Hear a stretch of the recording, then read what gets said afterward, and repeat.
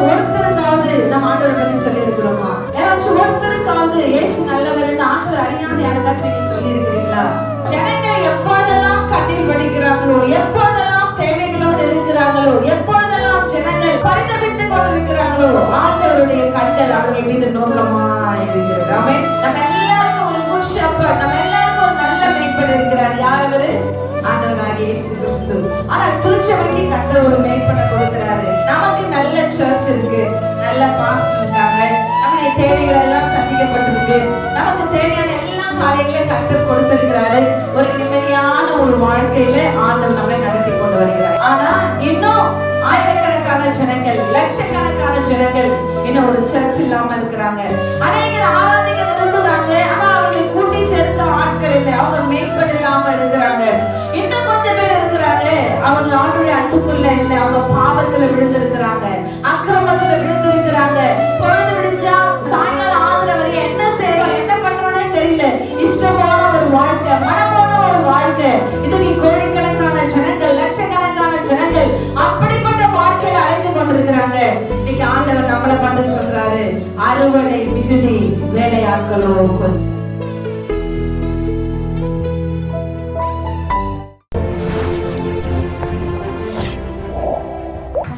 மனுஷனை விசாரிக்கிறவரே, நாள்தோறும் புதிய கிருபைகளினால் எங்களை நிரப்புகிற அன்பு தெய்வமே, இந்த மனமகிழ்ச்சியான காலை வேளையிலே புது கிருபைகளை அனுபவிக்க நாங்கள் காத்து வந்திருக்கிறோம். கர்த்தர் எங்களோடு நீர் பேச வேண்டுமாய் நான் ஜெபிக்கிறப்பா. ஆண்டவரே, மனுஷ சத்தங்களை அல்ல கர்த்தாவே, உம்முடைய சத்தம் எங்கள் காதுகளிலே தொனிக்கட்டும். எங்களுடைய ஆவி, ஆத்துமா, சரீரத்தை சமூகத்துல ஒப்பு கொடுக்கிறேன்.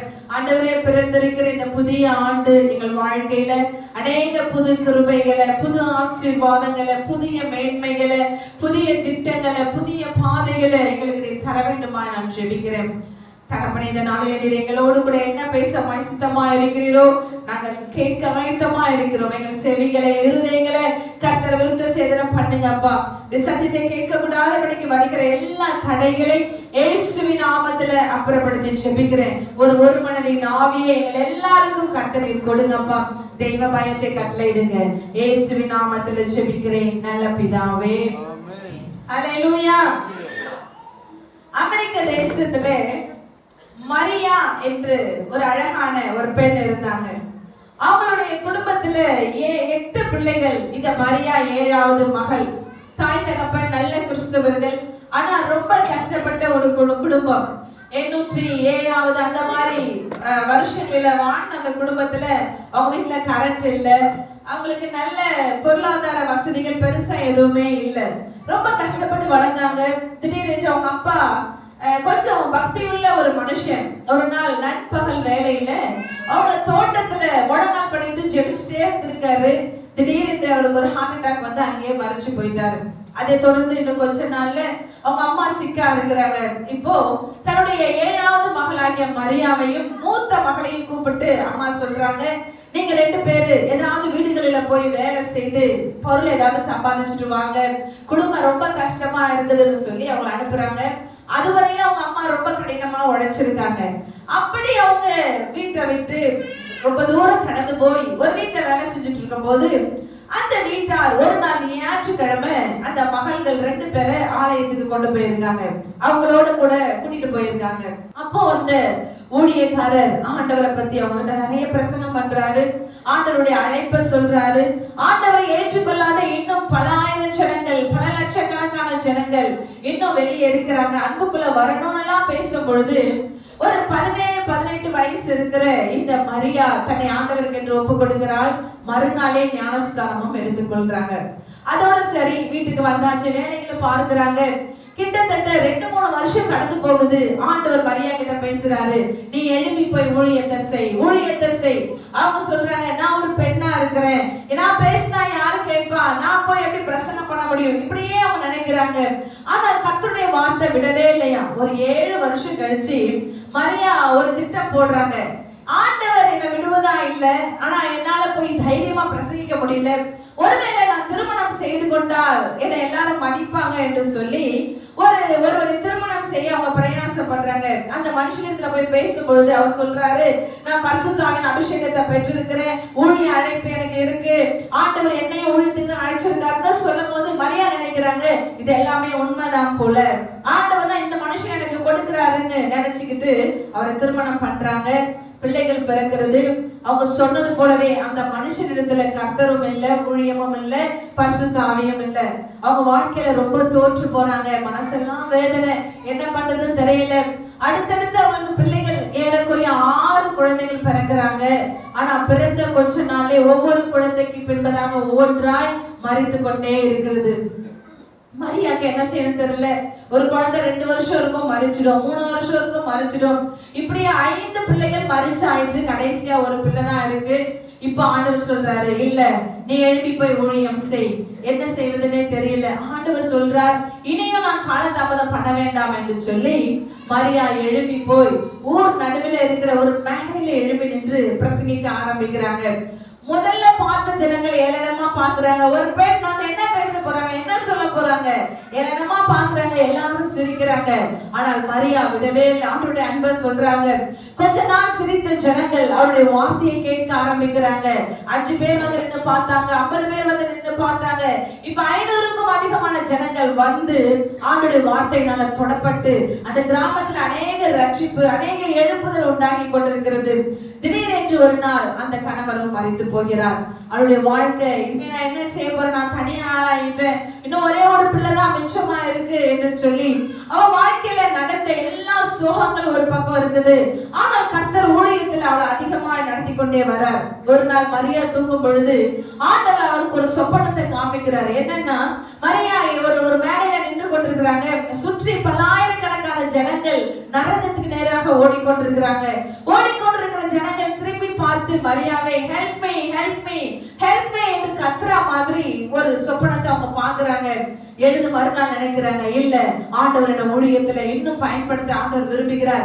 என்னுடைய பட்டணம் மட்டுமல்ல, என்னுடைய கிராமம் மட்டுமல்ல, நான் சுற்றி இருக்கிற எல்லா மாநிலங்களுக்கும் நான் செல்ல வேண்டும் என்று சொல்லி அமெரிக்கா தேசத்தில் இருக்கிற ஒவ்வொரு மாநிலமா கடந்து போகிறாங்க. ஒஹாயோ என்று சொல்கிற ஒரு மாநிலம், அங்க மொத்தமே மக்கள் தொகை வெறும் 500 குடும்பங்கள் தான் அங்க வாழ்றாங்க. ஆனா மரியா வந்து பிரசங்கிக்கிறாங்கன்னு சொன்ன உடனே 25,000 பேர் அந்த இடத்துல கூடி நிற்கிறாங்க. அந்த நாளில ஆண்டவர் ஒரு மகிமையான காரியத்தை செஞ்சார். ஏகப்பட்ட பேர் ஆண்டவரை ஏற்றுக்கொண்டாங்க. அது மாத்திரமல்ல, அநேகருடைய குருடருடைய கண்கள் திறக்கப்பட்டது, அநேக செவிலியர்கள் கேட்டாங்க, அநேக அற்புதங்கள் அடையாளங்கள் அன்றைக்கு நடந்தது. ஜனங்கள் உண்மையா சொன்னாங்க, கர்த்தர் எங்கள் தேசத்தை நினைச்சிருக்கிறாரு, எங்களுக்கு ஒரு ஊழியக்காரியை ஆண்டவர் கொடுத்திருக்கிறார். எல்லாரும் ரொம்ப மகிழ்ச்சியா இருக்கிறாங்க. ஒரு ஸ்டேட் மாறி இன்னொரு ஊருக்கு போறாங்க.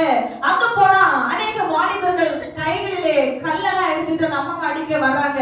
அவங்க போட்டுருந்த அந்த டென்ட் எல்லாம் உடைக்கிறதுக்கு வர்றாங்க. ஜெபம் நடத்தக்கூடாதுன்னு சொல்றாங்க. எல்லா ஊழியக்காரர்கள் அவங்களோட வந்த எல்லாரும் பயந்து நிற்கிறாங்க.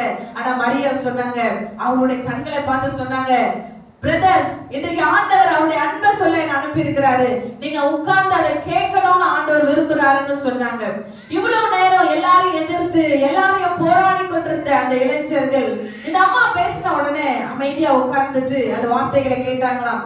அவங்க தன்னுடைய புக்ல எழுதி இருக்கிறாங்க, பின் நாட்களிலே எந்த வாலிபர்கள் எனக்கு எதிராக கற்களையும் கம்மையை எடுத்து என்ன அடிக்கிறதுக்கு வந்தாங்களோ அந்த வாலிபர்கள் நான் போற எல்லா மீட்டிங்ஸ்க்கும் எனக்கு பாடி கார்ட்ஸா என் கூட வந்தாங்கன்னு சொல்லி எழுதியிருந்தாங்க. ஹல்லேலூயா.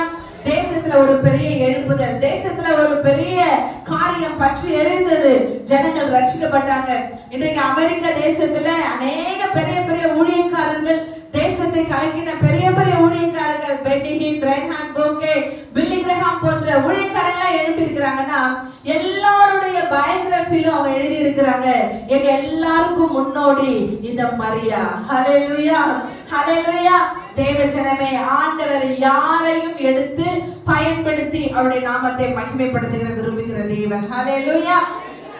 ஏதோ பெரிய ஊழியக்காரங்கள் வந்துதான் சாதிக்க முடியும், நல்லா பிரசங்கிக்கிறவங்களால மட்டும்தான் ஒரு ரிவைவல், ஒரு எழுப்புதலை கொண்டு வர முடியும், அல்லது ஆண்டவர் இவங்களதான் தெரிஞ்சிருக்கிறார் அவங்களதான் தெரிஞ்சிருக்கிறார், இல்ல, கர்த்தருக்காக ஆயத்தமா இருக்கிற யாரையும் எடுத்து பயன்படுத்த அவராலே முடியும். ஹல்லேலூயா. ஒரு புக்ல நான் படிச்சேன், பெண்டிகாஸ்ட் திருச்சபைகளுடைய கிராண்ட் மதர் என்று சொல்லி இந்த மரியா உட்ஸ்வர்த்தை தான் அவங்க அழைக்கிறாங்களாம். தேசத்துல பரிசுத்த ஆவினா என்ன, ஆண்டவருடைய அபிஷேகம்னா என்ன, ஆண்டவருடைய வல்லமைனா என்ன, ஆண்டவர் பயன்படுத்துகிற விதம் என்றா என்னன்னு சொல்லி மக்களுக்கு முதல்ல காட்டினது ஒரு சாதாரண ஏழை, படிப்பறிவே இல்லாத ஒரு கிராமத்துல பிறந்து வளர்ந்த ஒரு ஏழை பெண் மரியா. ஹல்லேலூயா, ஹல்லேலூயா. இன்னைக்கு உலகத்தின் வல்லரசு நாடு என்று சொல்லப்படுற அமெரிக்காவில ஆரம்ப காலத்துல ஒரு எழுப்புதலை கொண்டு வந்தது ஒரு பெண். ஹல்லேலூயா. இன்னைக்கு பல்லாயிரம் ஊழியக்காரங்க, பல்லாயிரம் மிஷனரிஸ் எழுப்பி இன்னைக்கு உலகம் முழுக்க கடந்து போறாங்க. அவர்களுக்கு எல்லாருக்கும் முன்னோடியா இருந்தது இந்த மரியா. ஆமென். இன்னைக்கு ஒருவேளை நான் என்னுடைய குடும்பம் ரொம்ப சின்ன குடும்பம், என் கிராமம் ரொம்ப சின்ன கிராமம், எனக்கு ஒன்றும் பெரிய பேக்ரவுண்ட்லாம் இல்லை, ஆண்டோடைய அன்பு எனக்கு தெரியும், அவ்வளவுதான், மற்றபடி எனக்கு ஒன்றும் இல்லை. பரவாயில்ல, கர்த்தர் உங்களை பயன்படுத்த விரும்பினால் எதுவும் தடையல்ல. விசுவாசிக்கிறீங்களா? விசுவாசிச்ச பலமாய் கரங்களை தட்டி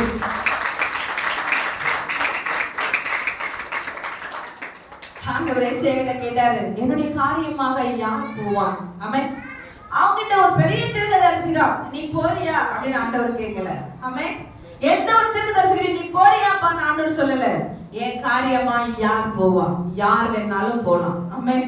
யாரெல்லாம் ஆயத்தமா இருக்கிறாங்களோ யார் வேணாலும் போலாம். யாரெல்லாம் ஆண்டவர் எப்பவுமே ஒரு அழகான இங்கிலீஷ்ல ஒரு கோர்ஸ் சொல்லிட்டு, ஆண்டவர் எப்பொழுதுமே நம்முடைய எபிலிட்டியை பாக்குறது இல்லையா, என்னால என்ன முடியும்ன்றது அவர் பாக்குறது இல்லையா. He always looks for our availability. யாரெல்லாம் ஆண்டவருக்கு தங்களை விட்டு கொடுக்கிறாங்களோ, யாரெல்லாம் ஆண்டவருக்கு தங்களை ஒப்பு கொடுக்கிறாங்களோ, அவைலபிளா இருக்கிறாங்களோ அவங்களை கர்த்தர் பயன்படுத்துவாராம். ஹல்லேலூயா. என்னோட கூட வேதத்தை திருப்பிக் கொள்ளுங்கள். மத்தேயு எழுதின சுவிசேஷம் 9வது அதிகாரம் 38வது வசனம். ஆதலால் அறுப்புக்கு எஜமான் தமது அறுப்புக்கு வேலையாட்களை அனுப்பும்படி அவரை வேண்டிக் கொள்ளுங்கள் என்றார். ஹல்லேலூயா. ஆண்டவர் சில பிரேயர் ரெக்வெஸ்ட் நமக்கு கொடுத்திருக்கிறார், சில ஜெப விண்ணப்பங்களை இயேசு சுவாமியே நமக்கு கொடுத்திருக்கிறார். ஹல்லேலூயா. அதுல பிரதான ஜெப விண்ணப்பம் இந்த விண்ணப்பத்தை தான் ஆண்டவர் கொடுத்திருக்கிறார். இப்ப நம்ம ஒரு ஃபாஸ்டிங் பிரேயர் வரும், அத நம்ம சர்ச்சில் நம்ம ஜெபிக்கிறோம், யாராவது ஒருத்தர் ஜெப குறிப்புகளை நடத்துறாங்க, நம்ம பின்பதாக ஜெபிக்கிறோம். அப்படி இயேசு சுவாமியே உங்களுக்கும் எனக்கும் ஒரு ஜெப குறிப்பு கொடுத்து அதுக்காக ஜெபம் பண்ணுங்கன்னு சொல்லி இருக்கிறாருன்னா இந்த வார்த்தை தான். ஆமென். அறுவடை மிகுதி, வேலையாட்களோ கொஞ்சம். அறுவடைக்கு எஜமானர் வேலையாட்களை அனுப்பும்படி வேண்டிக் கொள்ளுங்கள். ஆமென். எனக்கு என்னுடைய பிரசங்கத்தினுடைய தலைப்பு ஹார்வெஸ்ட். ஹார்வெஸ்ட் சொல்லுங்க, அறுவடை. ஆமென். இன்னும் கொஞ்சம் 2-3 நாள்ல ஒரு அறுவடையின் பண்டிகையை இந்த இந்திய தேசம் எங்கும் கொண்டாட போறாங்க. விசேஷமா தென் பகுதிகளில, நம்மளுடைய தென்னிந்தியாவில் அதிகமா அதை கொண்டாட போறாங்க. சோ ஜனங்கள் அன்றைக்கு தங்களுடைய அறுவடைகளை கொண்டு வந்து தாங்கள் தெய்வம் என்று நம்பிக்கொண்டிருக்கிறவைகளுக்கு படைத்து அவங்க அதை செய்ய போறாங்க. ஆனா அறுவடை இந்த வேதாகமத்துல நீங்க ஆண்டவர் அந்த இஸ்ரவேல் ஜனங்களை வழிநடத்தி வந்த போது அவர்களுக்கு செய்ய சொன்ன பல காரியங்களில இந்த அறுவடையின் பண்டிகையும் ஒன்று. ஆமென். அவங்க அறுத்து கொண்டு வர முதற் பலன்களை எல்லாவற்றையும் ஆண்டவரின் சமூகத்துல வச்சு அவர்களுக்கு அவர் நன்றி செலுத்தினாங்க. சோ கர்த்தர் அவர்களுடைய எல்லா அறுவடைகளை, அவங்களுடைய பயிர்களை, அவங்களுடைய விளைச்சல்களை கர்த்தர் ஆசீர்வதித்தார். இன்னொரு பழக்கத்தை கர்த்தர் இஸ்ரவேல் ஜனங்களுக்கு கொடுத்தார். ஒருத்தங்களுக்கு ஒரு நிலம் இருந்துச்சுன்னா 6 வருஷம் அவங்க அதுல விளைய செய்யலாம். 7வது வருஷம் அந்த லேண்ட்ல எதையுமே பயிர் வைக்க கூடாது, அதை ஃப்ரீயா விடணும். ஹல்லேலூயா. அந்த 1 வருஷம் கழிச்சு திரும்ப அவங்க 6 வருஷம் பயிரிடலாம், 1 வருஷம் அதுக்கு லீவு. சோ அப்படி அந்த 1 வருஷம், அந்த 7ஆம் வருஷம் என்பது ஆண்டவருக்கு மகிமைய, நன்றிய, ஆண்டவருக்கு அவங்க செலுத்துற கணத்தை செலுத்துவதற்காக ஆண்டவர் ஏற்படுத்தியிருந்தார். இப்போ இஸ்ரவேல் ஜனங்களை, தம்மை பின்பற்றி வருகிற சீஷர்களை, எங்க போனாலும் தம்முடைய ஊழியத்துல தம்முடைய வார்த்தையை கேட்கிற ஜனங்களை பார்த்து ஆண்டவர் இந்த வார்த்தையை சொன்னார். நம்ம வாசித்த 35வது வசனத்தை வாசிப்போம். இயேசு சகல பட்டணங்களையும் கிராமங்களையும் சுற்றி நடந்து ஜெப ஆலயத்தில் உபதேசித்து ராஜ்யத்தின் சுவிசேஷத்தை பிரசங்கித்து ஜனங்களுக்கு உண்டாயிருந்த சகல வியாதிகளையும் சகல நோய்களையும் நீக்கி அவர்களை சுஸ்தமாக்கினார். ஹல்லேலூயா. ஆண்டவராகிய இயேசு கிறிஸ்து ஊழியம் செய்த நாட்களில அவர் எப்பொழுதுமே சிட்டிஸையே கான்சென்ட்ரேட் பண்ணவே இல்லை. எப்பவும் ஆண்டவர் பட்டணங்களிலே இருந்தார்னா நிச்சயமா இல்லவே இல்லை. ஹல்லேலூயா. அதனாலதான் வசனம் தெளிவா சொல்லுது, அவர் பட்டணங்களிலும் இருந்தார், கிராமங்களிலும் அவர் சுற்றி நடந்தார். ஆமென். அவருடைய கால்கள் படாத ஒரு கிராமம் கூட இல்லை, அவர் கால் படாத ஒரு பட்டணம் கூட இல்லை. அவர் ஜனங்களை அவர் அதிகமாய் நேசித்து ஆண்டவர் செய்த காரியம், ராஜ்யத்தின் சுவிசேஷத்தை எல்லாரிடத்திலும் கர்த்தர் பிரசங்கித்து எல்லா தேவையுள்ளவர்களுக்கு ஆண்டவர் சுகத்தை கட்டளையிட்டார். ஹல்லேலூயா, ஹல்லேலூயா. 36வது வசனத்தை வாசிங்க. எனக்கு ரொம்ப பிடிச்ச வசனம் அது. ஆண்டவராகிய தேவன் எப்பொழுதுமே மனதுருகுகிற தேவன். ஆமென். He is a compassionate God. ஆண்டவர் எப்போ பார்த்தாலும் ரொம்ப யாரை பார்த்தாலும் அவர் மனதுருகிடுவார். ஆமென். ஆண்டவர் ஒரு கிராமத்துக்கு போறாரு, யாருமே அவரை அழைக்கல. அந்த கிராமத்துல அவர் போகும்போது திடீரென்று ஒரு பானையை சுமந்து கொண்டு போறாங்க. ஒரு விதவை தாய் அழுது கொண்டு போறாங்க அந்த பானையின் பின்னாடி. அவங்களுக்கு அவங்க ஒரே மகன் என்று சொல்லி வேதம் சொல்லுகிறது. ஹல்லேலூயா. ஆண்டவர் அந்த காட்சியை தான் ஆண்டவர் பார்க்கிறாரு. He is about to enter into that village. அந்த வில்லேஜுக்குள்ள, அந்த கிராமத்துக்குள்ள ஆண்டவர் போறாரு. அவர் போகும்பொழுது அந்த கிராமத்துக்குள்ள அவர் என்டர் ஆகும்போது ஒரு சவ ஊர்வலம் நடந்து கொண்டிருக்கிறது. ஒரு வாலிபனை பாடையில வைத்து கொண்டு போறாங்க. பின்னாடி ஒரு அம்மா வயிற்றிலும் அடித்து கொண்டு கடந்து போறாங்க. இதை பார்த்த உடனே யாருமே ஆண்டவரே நீங்க வந்து ஹெல்ப் பண்ணுங்கன்னு யாரும் கூப்பிடல, யாருமே எதுவுமே சொல்லல. ஆனால் ஆண்டவர் அந்த தாயை பார்த்து அவர் மனதுருகினார். ஹல்லேலூயா, ஹல்லேலூயா. ஆண்டவர் கிட்ட போய் அந்த பாடையை தொட்டார். அந்த வாலிபன் உயிரோடு எழுந்தான். கர்த்தர் கொண்டு வந்து அந்த அம்மா கிட்ட கொடுத்து நீ போய் சந்தோஷமா இருங்கன்னு சொல்லி அவர்களை அனுப்பி வைத்தார். ஆமென். சோ ஜனங்கள் எப்பொழுதெல்லாம் கண்ணீர் வடிக்கிறாங்களோ, எப்பொழுதெல்லாம் தேவைகளோடு இருக்கிறாங்களோ, எப்பொழுதெல்லாம் ஜனங்கள் பரிதபித்துக் கொண்டிருக்கிறாங்களோ, ஆண்டவருடைய கண்கள் அவர்கள் மீது நோக்கமா இருக்கிறது. ஆமென். வசனம் சொல்லுது, அவர் திரளான ஜனங்களை கண்டபோது அவர்கள் மேய்ப்பன் இல்லாத ஆடுகளை போல இருக்கிறாங்களாம். ஹல்லேலூயா. யோசிச்சு பாருங்க, ஒரு 100 ஆடு இல்ல 50 ஆடு ஒரு இடத்துல இருக்கு. அந்த ஆடுக்கு மேய்ப்பனே இல்லைன்னா அந்த ஆடு எப்படி வளரும்? அது எங்க போய் சாப்பிடும்? எப்ப தண்ணி குடிக்கும்? எப்போ அதனுடைய தேவைகள் சந்திக்கப்படும்? சோ அது சீக்கிரமா நோய்வாய்ப்பட்டு செத்துரும். அநேக கொடிய மிருகங்களினால கடிபட்டு அது செத்துரும். சோ அதனால ஆண்டவர் சொல்றாரு, என்னுடைய ஜனங்கள் மேய்ப்பன் இல்லாத ஆடுகளை போல இருக்கிறாங்க. ஹல்லேலூயா, ஹல்லேலூயா. நம்ம எல்லாருக்கும் ஒரு குட் ஷெப்பர்ட், நம்ம எல்லாருக்கும் ஒரு நல்ல மேய்ப்பன் இருக்கிறார். யார் அவரு? ஆண்டவராகிய இயேசு கிறிஸ்து. ஆனால் திருச்சபைக்கு கர்த்தர் ஒரு மேய்ப்பனை கொடுக்கிறாரு. நம்ம கொஞ்சம் பேருக்கு ஒரு மேய்ப்பனை தேவன் கொடுத்திருக்கிறாரு. ஆனால் இஸ்ரவேல் ஜனங்களை பார்க்கும்போது ஆண்டவர் சொல்றாரு, இவங்க எல்லாரும் மேய்ப்பன் இல்லாத ஆடுகளை போல அவங்க இருக்கிறாங்க. ஆடுகளை போல தொய்ந்து போனவர்களும் சிதறப்பட்டவர்களுமா இருந்தபடியால் அவர்கள் மேல் மனதுருகி தம்முடைய சீஷரை நோக்கி, அறுப்பு மிகுதி, வேலையாட்களோ கொஞ்சம். ஹல்லேலூயா. அருமையான மங்காவர திருச்சபையாரே, இன்றைக்கு உங்களை பார்த்து ஆண்டவர் அதை தான் சொல்றாரு. ஆமென்.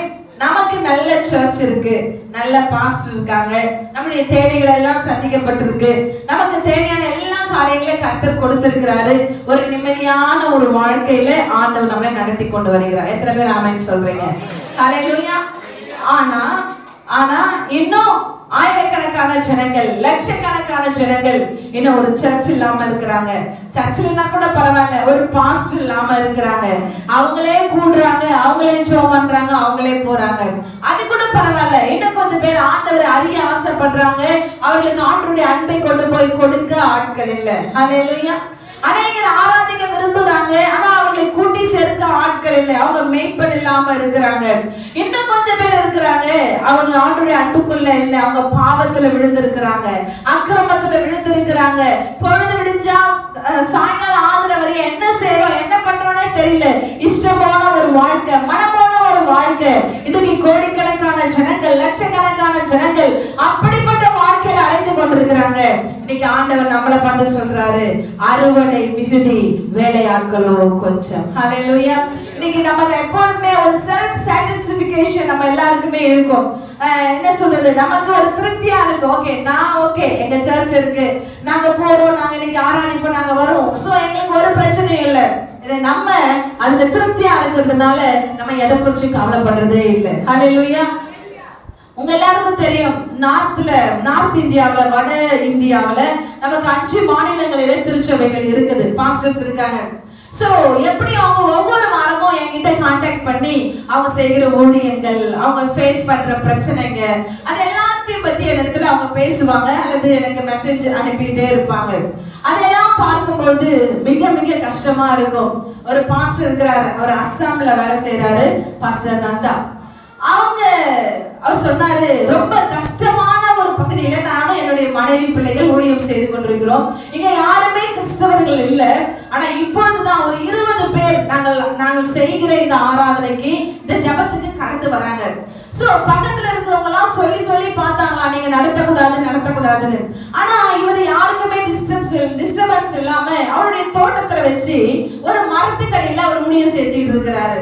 ஆனா அவங்க தோட்டத்துல ஏறக்குறைய ஒரு 25 வாத்துக்களை அவங்க வளர்க்குறாங்களாம். அவங்க சொன்னாங்க, அம்மா இந்த வாத்துக்களை நாங்க வளர்க்குறோம், எப்பயாவது எங்களுக்கு சாப்பாடு இல்லை அல்லது பிள்ளைகளுக்கு ஏதாவது சிக்காயிட்டாங்க, எங்களுக்கு காசு எதனா எமர்ஜென்சியா தேவைப்படுதுன்னா இந்த வாத்துக்களை தான் ஒரு 2 வாத்து 3 வாத்து நாங்க கொண்டு போய் மார்க்கெட்ல வித்து அதுல வர காசுல எங்களுடைய வாழ்க்கையை நாங்க பார்த்துக்கொள்வோம். இது எங்களுக்கு ஒரு எமர்ஜென்சிக்காக நாங்க வளர்த்து கொண்டிருக்கிறோம்.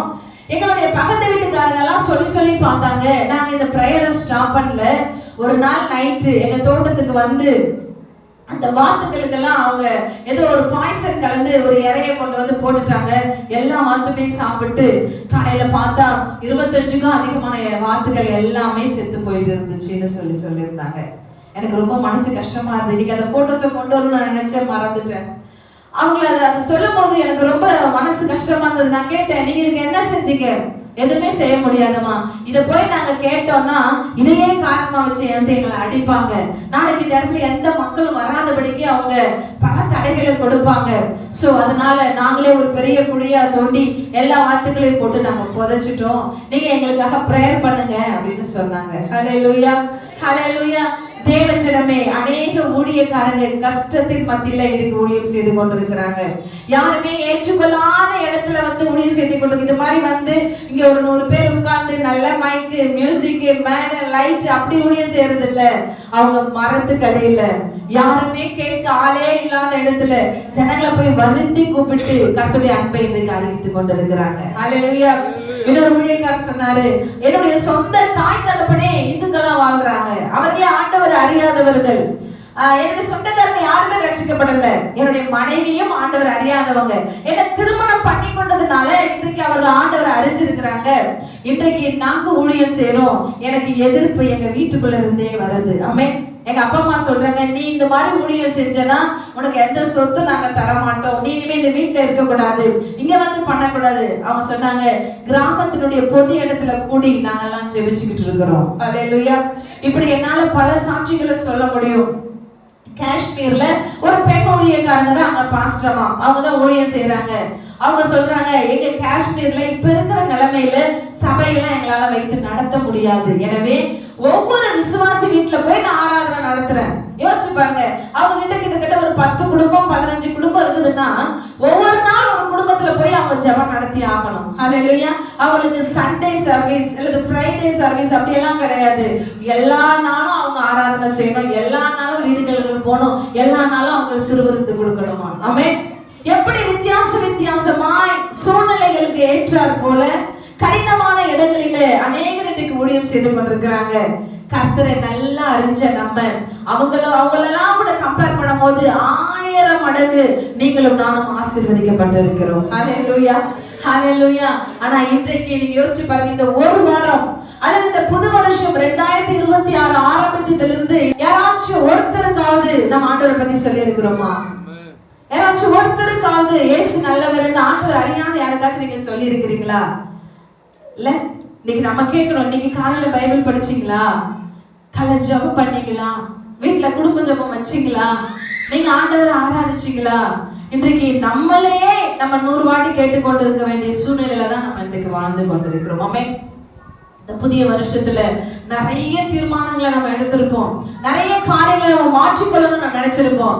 நீங்க எடுக்க வேண்டிய மிக முக்கியமான ஒரு காரியம், ஆண்டவராகிய தேவன் பரலோகத்துக்கு போறதுக்கு முன்னாடி தம்முடைய சீஷர்களை கூடி இருந்த ஜனங்கள் எல்லாம் பார்த்து ஆண்டவர் சொன்ன காரியம், போங்கள் உலகம் எங்கும் போய் சர்வ சிருஷ்டியையும் எனக்கு சீஷராக்குங்க. ஹல்லேலூயா, ஹல்லேலூயா. ஆண்டவர் ஏதோ சீஷர்களுக்கு மட்டும் சொன்ன கட்டளை அல்ல, ஊழியக்காரங்களுக்கு மட்டும் சொன்ன கட்டளை அல்ல, எல்லா ஜனங்களுக்கும் பொதுவாய் சொன்ன காரியம். ஆமென். ஆத்தும ஆதாயம் என்பது ஊழியக்காரருடைய கடமை மட்டும் அல்ல, ஆண்டவரை ஏற்றுக்கொண்டிருக்கிறவங்க ஒவ்வொருவருடைய கடமை. ஹல்லேலூயா. இன்னைக்கு நீங்க ஸ்கூல்ல படிக்கிறீங்களா, காலேஜ்ல படிக்கிறீங்களா, கம்பெனில வேலை செய்றீங்களா, அல்லது வேற எங்கேயாவது ஜனங்களை பார்க்கிற இடத்துல நீங்க போறீங்களா, யாராவது துயரமா இருக்கும்போது, கஷ்டமா இருக்கும்போது, அல்லது ஃப்ரெண்ட்ஸ் கூட பேசும்போது ஏதாவது ஒரு வகையில ஆண்டவருடைய அன்பை எப்படியாவது சொல்ல பிரயாசப்படுங்களாமே. நம்ம நிறைய நேரத்துல நான் ஒரு கிறிஸ்தவல் அப்படின்னு சொல்லிக்கிறதுக்கே நம்ம நிறைய நேரத்துல ஃப்ரெண்ட்ஸ் மத்தியில நம்ம கொஞ்சம் வெக்கப்பட்டு நிற்போம். பைபிளை பகிரங்கமா கொண்டு போறதுக்கு நிறைய பேர் நம்ம வெக்கப்பட்டு இருப்போம். இல்ல, ஆண்டவர் உங்களை எங்க பிளேஸ் பண்ணிருக்கிறாரோ, எந்த இடத்துல கர்த்தர் உங்களை வச்சிருக்கிறாரோ, எங்க போனாலும் ஆண்டவருடைய அன்பை சொல்லுங்க. ஹல்லேலூயா. கர்த்தர் நல்லவர்னு சொல்லுங்க. ஆண்டவர் உங்களை ரொம்ப நம்பி இருக்கிறார். ஆமென். வசனம் சொல்லுது, அவர் ஜீவனுள்ள தேவன் என்பதற்கும் அவர் மெய்யான தெய்வம் என்பதற்கு யார் தான் சாட்சியா? யார் தான் சாட்சி? ஊழியக்காரங்களா? சர்ச்சா? இல்ல, உங்க ஒவ்வொருவரை பார்த்து ஆண்டவர் சொல்றார், நீங்க தான் எனக்கு சாட்சிகள். உங்கள்கிட்ட தான் ஜனங்கள் என்ன பார்க்கணும். ஹல்லேலூயா. உங்ககிட்ட என் அன்பை பார்க்கணும்னு ஆண்டவர் சொல்லல, உங்ககிட்ட என் இரக்கத்தை பார்க்கணும், உங்ககிட்ட என் வார்த்தையை பார்க்கணும்னு ஆண்டவர் சொல்ல, உங்ககிட்ட தான் உலகத்தின் ஜனங்கள் என்ன பார்க்கணும். ஹல்லேலூயா. சோ ஆண்டவரை முழுசா ரெப்ரசன்ட் பண்றது, முழுசா பிரதிபலிக்கிறது நீங்களும் நானும் தான். ஆமென். போகிற இடங்களில, இருக்கிற இடங்களில இன்னைக்கு ஒரு வைராக்கியப்படுங்க. ஆண்டவரே, உங்க அன்பை நான் எல்லா இடத்துலயும் நான் சொல்லுவேன், உங்க அன்பை நான் எல்லார்கிட்டையும் நான் பகிர்ந்து கொள்ளுவேன். ஆண்டவரே, என்ன பயன்படுத்துங்கன்னு இன்றைக்கு கேளுங்க. ஆமென். இன்னைக்கு இந்த மரியாவுடைய காரியத்தை நானும் இந்த வாரம் தான் அவளை பத்தி நான் நிறைய படிச்சேன். அப்ப படிக்கும் போது ஆவியானவர் என்கிட்ட பேசின காரியம், ஆண்டவர் யார வேணாலும் எங்க வேணாலும் எடுத்து அவர்களை பயன்படுத்த முடியும். ஆமென். ஹல்லேலூயா. ஆண்டவருக்கு தேவை, ஐயோ நான் ரொம்ப படிக்கல, நான் ரொம்ப அழகா இல்ல, எனக்கு நல்லா பேச தெரியல, எனக்கு நிறைய வசனங்கள் தெரியல. இல்ல, ஆண்டவருடைய அன்பு உங்க இருதயத்துல இருந்து, ஆண்டவரே என்னை நீங்க பயன்படுத்தணும்னு யாரெல்லாம் ஆண்டவருடைய சமூகத்துல உண்மையா கேட்கறீங்களோ, ஏதோ ஒரு வகையில கர்த்தர் உங்களை நிச்சயமாய் பயன்படுத்துவார். ஆமென். நான் உட்கார்ந்து இந்த வசனத்தை தியானிக்கும் பொழுது நான் நினைச்சேன், பொதுவாவே எல்லா கிறிஸ்தவங்களுக்கும் இருக்கிற ஒரு காரியம் என்னன்னு சொன்னா, ஆண்டவர் யாரை பயன்படுத்துறாரு? கண்களுக்கு முன்பதாக அப்படி சொல்லலாம், ஊழியக்காரர்களை கர்த்தர் பயன்படுத்துறாரு. ஆமென். இப்போ மாசம் நம்ம உபவாச கூட்டங்களுக்கு ஒரு ஊழியக்காரர் நம்ம அழைக்கிறோம். அவங்க எல்லாருமே வெளி உலகத்துல கர்த்தரால பல இடங்களிலே பயன்படுத்தப்படுறவங்கள இந்த இடத்துல கூப்பிட்டு நமக்கு அவர்கள் மூலமாய் கர்த்தருடைய வார்த்தையை நம்ம கேட்கிறோம். சோ பொதுவா நமக்கு ஒரு கருத்து, பொதுவா நமக்கு ஒரு நம்பிக்கை என்ன இருக்குன்னா, கர்த்தர் உடைய ஊழியத்தை யார் செய்யறாங்களோ அவர்களை கர்த்தர் பயன்படுத்துறாரு. ஹல்லேலூயா. இன்னைக்கு நான் சொல்றேன், யாரு ஊழியம் செஞ்சு முன்னாடி வர்றாங்களோ அவங்க எல்லாருக்கும் அந்த லைட்ல எல்லாருக்கும் தெரியுது. ஆமென். இப்ப என் பிரசங்கத்தை வீடியோ எடுக்கிறாங்க, இன்னும் கொஞ்ச நாள் அந்த யூடியூப்ல வருது, 10 பேர் அதை பாக்குறாங்க. அதனால கர்த்தர் என்னதான் பயன்படுத்துறாருன்னு சொல்ல முடியாது. ஹல்லேலூயா. ஹல்லேலூயா. அந்தரங்கத்துல ஜெபிக்கிற உங்கள் ஜெபம் மூலமா எத்தனையோ குடிகாரர்கள் ரட்சிக்கப்பட்டு கொண்டிருக்கிறாங்க. யாருமே பார்க்காத இடத்துல அழுது ஜெபிக்கிற உங்கள் ஜெபம் எத்தனையோ தற்கொலைகளை இன்றைக்கு ஸ்டாப் பண்ணி கொண்டிருக்கிறது, தடுத்து கொண்டிருக்கிறது. ஹல்லேலூயா. நீங்க எப்பயோ பஸ்லயோ ட்ரெயின்லயோ வெளி இடங்களையோ பஸ் ஸ்டாண்ட்லயோ யார்கிட்டயோ நீங்க ஆண்டவருடைய அன்பை சொன்ன ஒரு காரியம் அவர்களுடைய மோசமான சூழ்நிலைகளிலே இயேசுவா எங்களை காப்பாற்றுங்க என்று சொல்வதற்கு அந்த வார்த்தை பயன்படுத்தி கொண்டிருக்கிறது. ஹல்லேலூயா. ஹல்லேலூயா. ஆண்டவர் யாரை வேணாலும் பயன்படுத்துவார். வசனம் சொல்லுது, பலனுள்ளவனுக்காகிலும் பலனற்றவனுக்காகிலும் உதவி செய்வது அவருக்கு லேசான காரியம். யாரை வேணாலும் கர்த்தர் பயன்படுத்துவார். இந்த வேதாகமத்துல ஆண்டவர் பயன்படுத்தி ரொம்ப பேசப்படாத ஒரு மனுஷன் யாராச்சும் இருக்கிறாங்களா அப்படின்னு நான் தேடும் போது ஒரு மனுஷனை கர்த்தர் என் இருதயத்துல கொடுத்தார். இப்போ இந்த ஊழியம் சொன்னா ஆண்டவருடைய உயிர்த்தெழுதல் பரலோகத்துக்கு போனதுக்கு அப்புறம் நிறைய பேர் ஊழியம் செஞ்சிருக்கிறாங்க. உங்களுக்கு பிடிச்ச புதிய ஏற்பாட்டுல ஊழியம் செய்த ஊழியக்காரங்க யாரு இருக்காங்க? பேதுரு ரொம்ப பிடிக்குமா? பவுல் பிடிக்குமா? வேற பிலிப் இருக்காரு, யோவான், லூக்கா, ஸ்தேவான், வேற தோமா, ஓகே, தீமோத்தேயு. ஓகே, நீங்க சொன்ன எல்லாருமே இந்த அப்போஸ்தல நடவடிக்கையில இருந்து வெளிப்படுத்துற விசேஷத்து வரைய போற்றப்படுகிற நல்ல ஊழியக்காரங்க. ஹல்லேலூயா. பெரிய ஊழியக்காரங்க. ஹல்லேலூயா. 1000 பேர் 3000 பேர் அவங்க பிரசங்கத்தினால ரட்சிக்கப்பட்ட ஊழியக்காரங்க. ஹல்லேலூயா. அநேக அற்புத அடையாளங்களை செஞ்ச ஊழியக்காரங்க. ஹல்லேலூயா. அதனால அவங்க பேர் உங்களுக்கு ரொம்ப ஷார்ப்பா தெரியுது. கேட்ட உடனே லைட்ல பார்த்த மாதிரி அவங்க பேரை சொல்றீங்க. ஆமென். இவர்களுக்கு பின்பதாக இருந்து பல ஊழியங்கள்ல தொடர்ந்து இவங்களுடைய காலத்துக்கு பிறகும் செஞ்ச ஒரு ஊழியக்காரன் இன்னைக்கு கொஞ்ச நேரம் உங்களோட கூட நான் பேச நான் ஆசைப்படுகிறேன். அவருடைய பெயர் சைலாஸ். ஹல்லேலூயா. இந்த பேரை எங்கனா கேட்ட மாதிரி இருக்கா? யாரு? பவுலும் சீலாவும். ஹல்லேலூயா. பேதுருவும் சீலாவும். சில இடத்துல இவருக்கு சீலா அப்படின்னு தமிழ் பைபிள்ல குறிப்பிடப்பட்டிருக்கு, சில இடத்துல சில்வான் அப்படின்னு குறிப்பிடப்பட்டிருக்கு, நிறைய இடத்துல சில்வானும் அப்படின்னு குறிப்பிடப்பட்டிருக்குது. இந்த சீலா அழகான ஒரு யூத குடும்பத்துல பிறந்த ஒரு மனுஷன், ஆண்டவருடைய அன்புக்குள்ள வந்த ஒரு யூதன். ஹல்லேலூயா. இந்த பவுல் பிரசங்கிக்க வந்த பிற்பாடு, பவுல் ஊழியத்துக்கு வந்த பிற்பாடு எல்லா யூதர்களும் அவருக்கு எதிராக எழுப்பி விட்டார்கள். ஹல்லேலூயா. பவுலை பற்றி நமக்கு தெரியும். முன்பதாக பவுல் அநேக கிறிஸ்தவர்களை வீடு வீடா நுழைஞ்சி அவர்களை கொலை செய்தவன், அவர்களை துக்கப்படுத்தினவன். ஸ்தேவான் என்கிற முதல் ரத்த சாட்சி சாகும் பொழுது அவங்க கூட நின்று இவர் கை அசைச்சதுக்கு அப்புறம் தான் அவங்க மேல கல்லையே போட்டாங்க. ஸ்தேவானுடைய வஸ்திரத்தை கொண்டு வந்து பவுல் என்கிற அவனுடைய கால்களின் கீழாக வைத்தார்கள் என்று வேதம் சொல்கிறது. இப்படிப்பட்ட மனுஷன் திடீரென்று யூத மதத்திலிருந்து வெளிவந்து இயேசுவை ஏற்றுக்கொண்டு எல்லா இடத்திலும் இயேசுதான் உண்மையான ரட்சகர் என்று பிரசங்கிக்கும் பொழுது எந்த ஒரு ஜனங்கள் இவரை லீடரா வச்சிருந்தாங்களோ, எந்த ஒரு ஜனங்கள் இவர்களை கொண்டாடி கொண்டிருந்தார்களோ அந்த ஜனங்கள் இந்த பவுலுக்கு விரோதமாய் எழுப்பினார்கள். ஹல்லேலூயா. இதுல இன்னொரு ஒரு போராட்டம் இருக்கு. பவுல் ஆண்டவரை முகமுகமாய் தரிசித்தவன் அல்ல.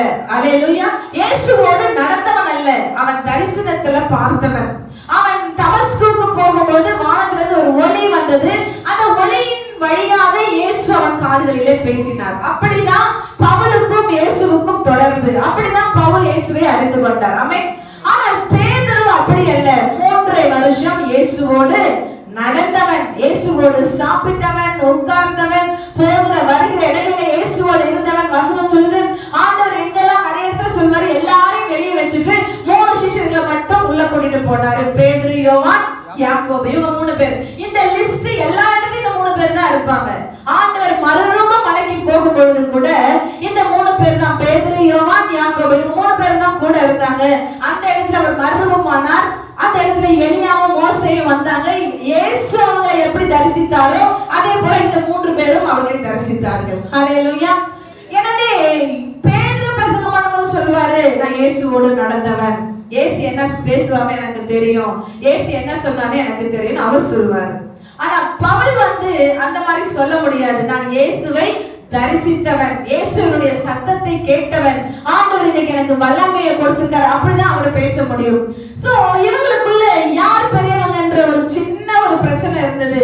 அதனால அவங்க 2 பேரும் ஒண்ணா ஊழியம் செய்ய முடியாம வேற வேற இடத்துல ஊழியம் செஞ்சார்கள். ஆனால் வேதம் சொல்கிறது, பவுலை ஆண்டவர் அந்நிய ஜனங்களுக்காக, புறஜாதியார்களுக்காக பவுலை ஊழியக்காரனாய் கர்த்தர் தெரிந்து கொண்டார். தன்னை சொந்த ஜனமாகிய யூதர்களை ரட்சிப்பதற்காக பேதுருவை கர்த்தர் தெரிந்து கொண்டார். ஹல்லேலூயா. ஆண்டவர் எங்கேயுமே தப்பு பண்ண மாட்டாரு.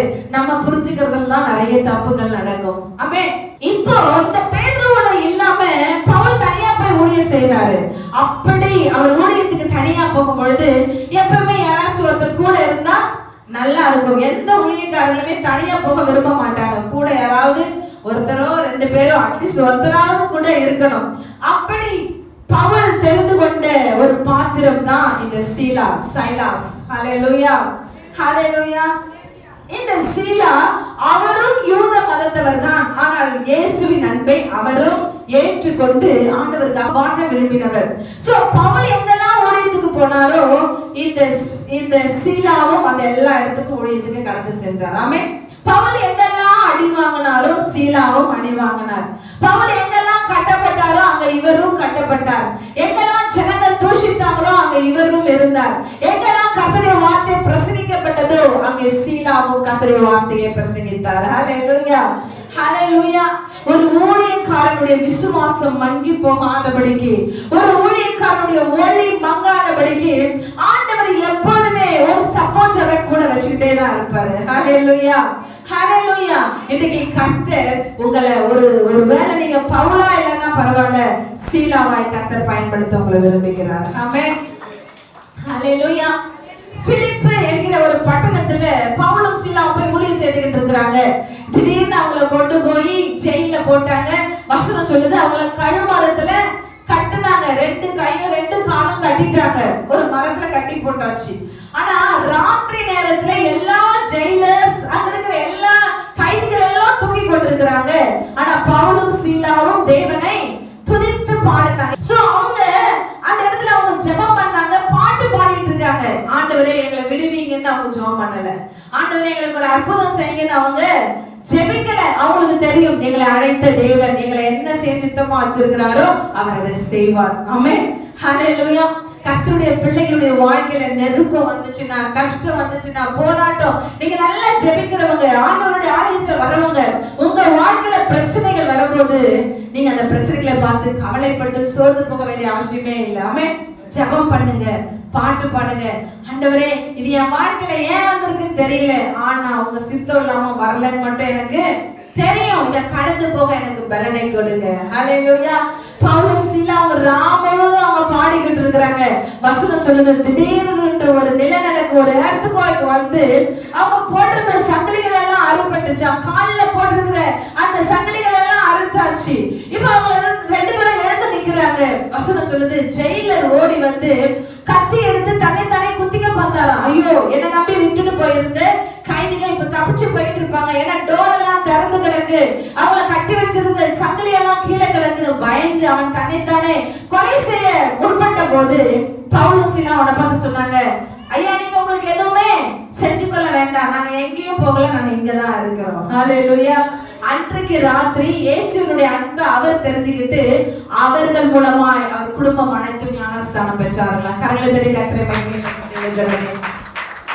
இத நான் இன்னொரு காரியத்தை நான் விளக்க விரும்புகிறேன். பவுலுக்கு ஆண்டவர் என்ன பவர் கொடுத்தாரோ அதே பவர் தான் சைலாஸ்க்கும். ஹalleluya. பவுலுக்குள்ள என்ன வல்லமையோ சீலாவுக்குள்ளும் அதே வல்லமை தான். ஆண்டவர் பட்சபாதம் இல்லாத தேவன். ஹalleluya, ஹalleluya. சிலரை அடிக்கப்படணும்னு நியமிக்கிறவங்க தான் லைட்ல ஆண்டவர் வைப்பாரு. ஹalleluya. அந்த ரங்கமா ஜெபிக்கணும்னு நினைச்சா அவங்கள மறைமுகமா வச்சே ஆண்டவர் காப்பாற்றுவார். ஹalleluya. எத்தனை பேருக்கு புரியுது நான் பேசுறது? ஆமென். இன்னைக்கு சர்ச்சில் வந்து இப்ப யாரோ 4 பேர் வந்து அடிக்கணும்னா நேரா வந்து யாரை தான் அடிப்பாங்க? பாஸ்டர் தான் அடிப்பாங்க, அப்படிதானே? ஆனா பாஸ்டர் நிறைய ஜெபிக்கிறவங்க எல்லாம் இங்க இருக்கிறீங்க, இன்னும் விசுவாசமா இருக்கிறவங்க எல்லாம் இங்க இருக்கிறீங்க. அவங்களுக்கு தெரியாது, அவ்வளவுதான். கர்த்தர் உங்களை மறைச்சு வச்சிருக்கிறார். ஹalleluya. போன வாரம் நம்ம பேசினோமே எலியா தீர்க்கதரிசனம் குறிச்சு. எலியா தீர்க்கதரிசி அந்த ராஜாவுக்கு பயந்து ஓடுனா, சாரிபாத்துல இருந்தா. அதுக்கு முன்னாடி எங்க இருந்தாரு? கேரி தாற்ற கரையில இருந்தாரு, ஒளிச்சு வச்சாரு. அப்போ ஒரு முறை டயர்ட் ஆயிட்டு ஆண்டவரை பார்த்து எலியா பேசினாரு, ஆண்டவரே இந்த சர்வ இந்த தேசம் இஸ்ரவேல் எங்கிலும் நான் ஒருத்த மாத்திரமே உனக்கு வைராக்கியம் பாராட்டிட்டு இருக்கேன். ஆண்டவர் அவன் பேசின ஜெபத்தெல்லாம் கேட்டாரு. அவன் சொன்ன எல்லா கம்ப்ளைண்ட்ஸும் கேட்டுக்கிட்டு மெதுவா அவன் காதுல சொன்னாரு, எலியா எலியா, ஏசபேலுக்கும் இங்க இருக்கிற ஆகாப் ராஜாவுக்கும் பாகால் முன்பதாக மண்டியிடாத இன்னும் எத்தனை பேரு? எலியா நீ மட்டும் இல்ல, பாகால் முன்பதாக மண்டியிடாத இன்னும் 7000 பேர் எனக்கு இந்த தேசத்துல இருக்கிறாங்கன்னு சொன்னார். பலமா கரங்களை தட்டுங்க. ஆனா ஆகாவுக்கும் அவங்க மனைவி ஏசபேலுக்கும் தெரிஞ்ச ஒரே த்ரெட், ஒரே பயம் யாருதான்? எலியா. ஏன்னா இவர் தான் போல்டா பேசுறாரு, இவர் தான் முன்னாடி வந்து பேசுறாரு, இவர் தான் சொல்றாரு ஆண்டவர் தான் தெய்வம், பாகால்களை நீங்க வணங்க கூடாதுன்னு பகிரங்கமா பேசுறவரு ஒருத்தர் தான். ஆனா வசனம் சொல்லுது அந்த பாகால் முன்பதாக தலை வணங்காத 7000 பேர் எனக்கு இருக்கிறாங்க. ஆமென். உங்களுக்கே எவ்வளவு ஷாக்கிங்கா இருக்கு, எலியாவுக்கு எவ்வளவு ஷாக் இருந்திருக்கும். ஆமென். எவன்டா அது? எங்கடா இருக்கிறீங்க நீங்க எல்லாரும்? எங்கேயோ இருக்கிறாங்க. கர்த்தர் அவங்க அந்தந்த இடத்துல ஒளிச்சு வச்சு அவர்களுக்குள்ள ஒரு ஜெபத்தை கொடுத்து ஆண்டவர் பண்ணி கொண்டு வச்சுட்டே இருந்தார். ஆமென்.